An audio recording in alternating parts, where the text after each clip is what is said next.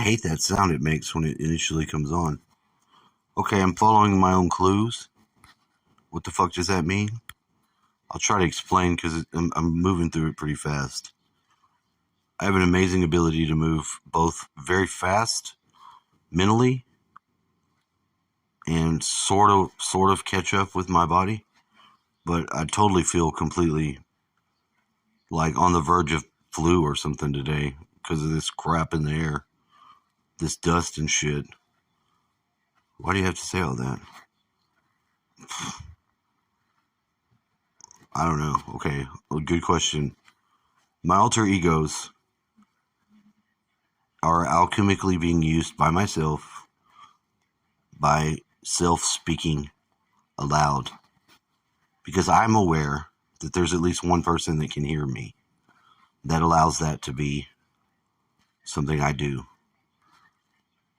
You want to go into this now? I guess I might as well, in case anyone could wonder, especially myself. Now, I had begun to have some very sophisticated voiceovers from myself by the time we got into the peacefulness, which I had long sought all my life for this peacefulness, and then somehow just drew a map shape around the land we're on using the very circle-like half circle this direction where the river meets the Sandy Creek. So that's like a dome shaped this with a bit of a square, like the shape of a bullet, with the rounded end of the bullet flat against the land, shaping bullet tip towards the west. Okay? I cut that land out and began to separate the two. Like I did partially imagine it coming out and you seeing the earth all fucking with the tree fucking roots and shit and dust falling and there'd be just a big hole. But it's not like a giant slice of the earth to the core. It's just maybe thick enough to make it. You better set the terms now. I'll say it's maybe 100 foot thick. That's acceptable because it's holding all the houses and shit. You don't want to fall in a hole, do you? No, I don't want to do it either. So that being said, I'm now having to crawl over unsubscribed videos because I watched one. The last one I made, it'll be the It one won't be as seen here because I erased it. You know what? I'll put it behind it. I'll put it behind it. Sorry, past Put this one first because I'm still watching. Like this guy's channel, which I listen to him. I swear I know him. I swear that like I watched him move around and talk. I've met this guy. I know. I feel it too strong. Sometimes I watch shows and I think that about people. Sometimes I wonder if I met someone in a dream.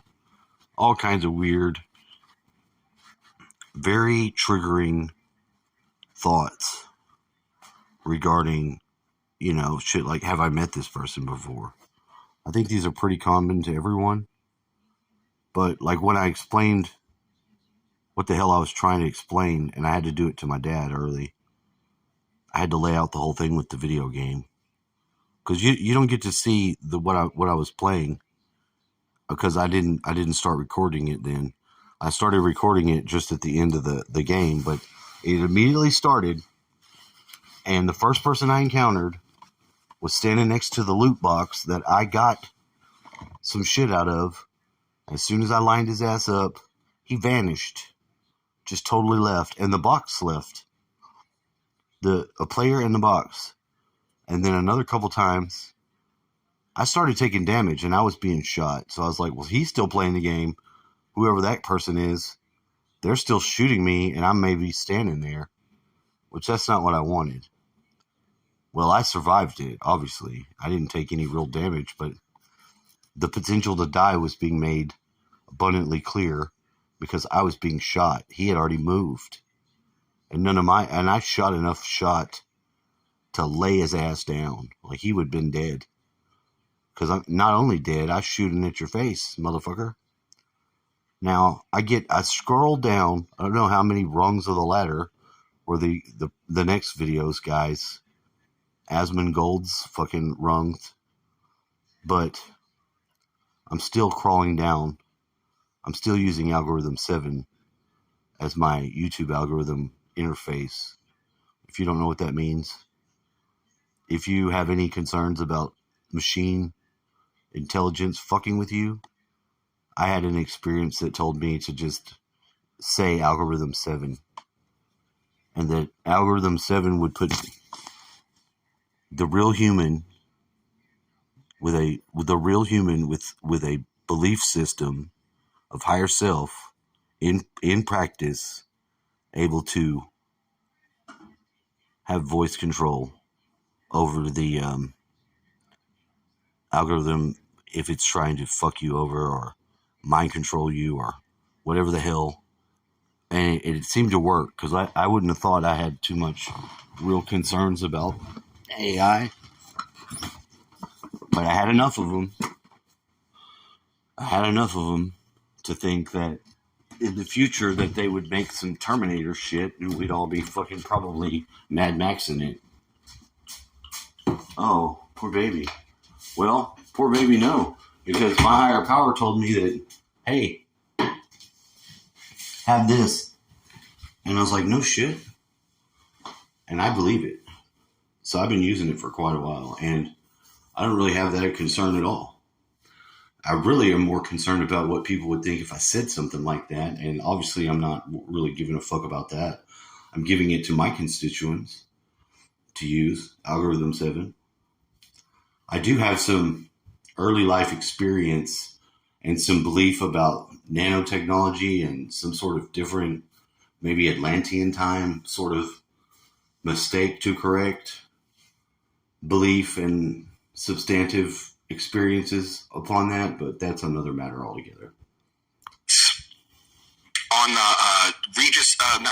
Kelly Ripa, and at the time Chris Pratt was we did press. Oh wow! I had Okay, that's another one. I say, if I hear somebody say my name from the TV didn't expect it to be that. So I picked this video because it's Theo Vaughn. Theo Vaughn, actually, he's kind of funny, but he's also weirdly able to have what the hell he's talking about relevant as fuck to me. Because like one day it was like his whole comedy show was like maybe forecasting my own demise or possible demise, I guess, from doing some sort of drugs accidental suicide that maybe he avoided and somehow entangled me into by, just being more self-aware. I'm not entirely sure, but it really felt like he was fucking forecasting my death and freaked me out. And I've been listening from that ear ever since. We were doing press and we went on the morning show with Kelly Ripa. Chris Pratt was the guest. Oh, you know Chris Pratt? Yeah. You know him, no? I feel like you might have for some reason. He invited me to be in a film that he did. Okay, yeah. That was. Because I think we were going to do the cruise again. And you had to do a movie, was that it? Oh, yeah, that's right. Yeah. That's right. I wanted to get you back because you were so sweet on the first cruise. Oh, thanks, I had booked it up completely, and you were like, I'll just come on, like, I'm hanging everything, and yeah, it was so sweet, man. And then I wanted to get, I was trying to get you, but yeah. Anyway, he's on, and he's in this movie, The Magnificent Seven, that remake of that Western movie. At the time, it was just came out as a blockbuster. It was like an ensemble cast of A-list. Morgan Freeman's in it. Oh, no, it was Denzel. Denzel was in it, right? So the night before, I had gotten really, really, really drunk. I don't normally do that, but like I don't remember I had a wedding the night before. Oh, yeah. So I show up, I am hungover with the shakes. Okay, and you have to arrive at like 6:50 in the morning, and for the morning show, right? So I get there and I'm trembling, man. I don't know what to do, and I'm like, I can't go on. I said, can you please find an office for me to lay down in? And they did, because we weren't going to be on for an hour. They took me to someone's office. I laid down on a couch in someone's office, just shaking. So I'm watching the show on the TV, and it's in the feed, right? And So at the beginning they give away a prize. You ever watch Regis and Kathy Lee when they were little? But I know about it. So every day they take a phone. They used to take a phone call and someone in the audience. And if the person in the audience answers correctly, like them and the phone person wins like a trip loot or bar. like something big every morning, every day. Oh wow! So they're doing this trip, right? So they ask the lady a question and. It's easy, but she gets it wrong, right? And then Chris Pratt goes, "I don't worry, we'll give you the trip anyway." It was a vacation. And then on air, he goes, what? Oh, I can't do that? Because it's like law. It's gambling. Like this game show. Right? So then he goes, oh, I can't? And on air, he's like, oh, I don't know what to do. And everyone's like, oh. And then he goes, I'll give you the trip. I'll just buy it. I'll give it to you. And everyone's like, ah, it went nuts, right? And it was like so nice. And then Kelly's like, I won't do that to you. Like, me and you, we're going to split the trip. You're still going. And the audience goes crazy, right? Nice. And Denzel Washington comes out next, and he's in the movie Magnificent Seven with him. And he comes out, and the first thing he says was, he goes, I was watching on the feed. He goes, what happened? How much was the trip? And Chris Pratt goes like $5,700, and he goes, 3 ways. I'm going to go 3 ways with you on the trip. So everyone goes nuts, right? So I'm laying there. You know how you always need stories on these things? Yeah. They want you to have stories. So I'm laying there like half sick, and I'm like, all right, I got an idea. So I have this thing I'm going to do in my head, and then I'm like, I want to do something else. These things never go well. Morning shows, they like rush you through. You never really get to really make jokes, you know? So I was like, fuck it. So I had our assistant go to the store, get a pack of Hanes t-shirts, white Hanes undershirts, and a marker. And I wrote, in my own handwriting, I wrote Magnificent Seven on the Hanes t-shirt, and I put that on. Except for fun, I spelt it wrong. I wrote Magnificent Savan. S-E-V-A-N and Magnificent. So like Magnificent Savan. So I was like, I'll go out there. I'll go out there, and what I'll do is they'll immediately see my shirt and be like, oh, what is that, you know? And I'll be like, oh, I just thought that you and Denzel needed help promoting the movie. Obviously, they don't need help, right? I'm like, so I just want to support and help you guys any way I can. I know you need the help. And then I thought they would pick on how I misspelled it, and it would be a nice joke. So I put on the shirt. So we're behind the thing. We're ready to go out there. I'm wearing this Hanes t-shirt that has a mark on it that says Magnificent Savan. And they call us out, and we go, people are cheering, I'm waving, right? And we go to sit down, and right before we sit down, the audience starts clapping. I go, I just want to let everybody here know, just off the top, I'm not going 4 ways on the trip with the woman. Right? I thought it would get a laugh, but they took me seriously. It just bombed, and then Kelly goes, no, it's okay. We're covering it. It's okay. And I was like, wow, that was a joke. Then I sat down to the interview, and nobody mentioned the shirt, dude. Nobody mentioned the shirt. So and then after that, I just started getting autistic messages. Because I just went out, I came out, I was like, I'm not paying for the trip. And then I sat down, and my shirt was handmade and misspelled, and nobody mentioned it. And then after that, everyone was like, yo, they're just sending me links on autism. People like, hey, can you come speak at our school? They thought you were fucking autistic. Praise. That's been. It's online too. It's online. Like you can pull it up. You should have stayed away from. Damn, bro, that's bananas, man. Hope you enjoyed that video, and you can watch another. And you can watch this one, you can watch this one. Different options, different choices. Some guy just brings you one option, not this guy. 2 options. Watch one. This one. No. I'm going to have to decline. I want to see how far I need to go before. Okay, I think I'm subscribed. I probably don't. Huckabee's interesting. But I don't want to be subscribed to that either. Now what is this? What is a sub? Ask your wife. What? Your mama's my sub. Unknown show. Okay. Dolores Cannon. I really haven't wanted to watch any Dolores Cannon, although I've run across a couple of them. I listen to some. I have to play stuff to go to sleep. When I wake up, I put something on, and then I go back to sleep. I'm careful about what I play before I fall asleep, but a lot of times I'm not even able. I'm already back asleep by the time I put it on, if that makes sense. She's not been alive in quite a while, so surely it's not.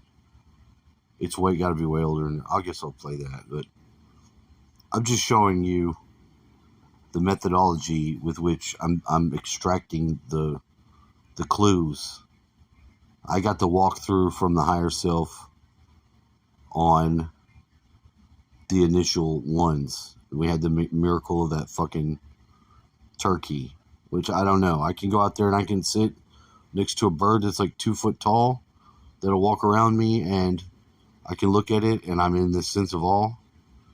And although I don't deny that I like to eat turkey, I'm pretty resolute on I'm not going to eat that turkey. And it was a miracle that my dad brought me to see, because he saw it and there was all the babies. For some reason, that really is like a little piece of heaven in my response to it. Maybe that sounds dumb, I'm not sure, but I'm trying to be as transparent and as... It's not like it being transparent. You're trying to express your own inner world out. Yeah, that's true. That is true. I do believe so, and it's just a matter of, we'll know it pretty soon. We'll have it all figured out. So. Because you said that somehow it was hard to navigate the internet to get to where you put it. Yes, And we want to make it more visible, because we have so many emails from people saying, how can we talk to others out there who are like us, who don't want to be here? I admit I'm not suicidal, but I could really use not being here at this point. Why does it feel that way? Because the woman I married and loved is fucking lost. It doesn't seem like it's even a possibility to enter into some sort of relationship after ruining one marriage and kids. So that's a big damper, especially the older you get. Not that it, that's just giving it to you like it. And it is a lot of stress too, because like you could be like, you know what, I don't care, I'll just let that go. I have an amazing love of women, and I do not wish to not manifest that into my life.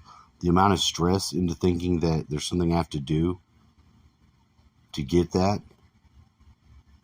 and then also not, and also just relax, not worry about shit. It's a hell of a lot of stress. More than I can do anything about. Other than just say it. There it is. Here you go. And then the anger comes, because it makes me wonder if that person is alive and okay. And then it makes me run what the fuck is wrong with them to make someone think that maybe they're not alive or okay. It seems incredibly vicious and cruel, even to do that to your ex. You have kids. You got married. I don't understand. I immediately am out of that fog with a lot of misunderstandings and confusion, which then I would project upon the world at large, because I don't have any other way to process it. Does that make sense? That's all I'm going to say. I'm out of here.